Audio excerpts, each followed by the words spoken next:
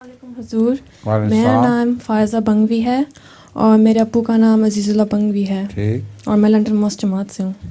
میرا سوال ہے، کیا سچی خواب دیکھنے کے لیے انسان کو مومن ہونا ضروری ہے؟ نہیں، غیر مومن بھی سچی خوابیں دیکھ سکتا ہے۔ وہ جو فرعون مصر تھا، عزیز مصر کہلاتا تھا، جو اس نے سچی خواب دیکھی تھی نا۔ حضرت یوسف نبی تھے اور وہ حضرت یوسف پر ایمان نہیں لاتا تھا، اس کے باوجود اس نے سچی خواب دیکھی تھی۔ حضرت مسیح موعود علیہ السلام فرماتے ہیں کہ اللہ تعالیٰ نمونتاً بعض دفعہ کنچنیوں کو بھی الہام کر دیتا ہے تاکہ لوگوں کو پتہ لگ جائے کہ ہمارا ایک اللہ ہے اور وہ کلام بھی کرتا ہے۔ آپ کی بہن بیمار تھی جس کی کمر میں تکلیف تھی، جی وہ میں ہیں؟ جی وہ ٹھیک ہو گئی نا؟ جی میں ٹھیک ہوں۔ اچھا۔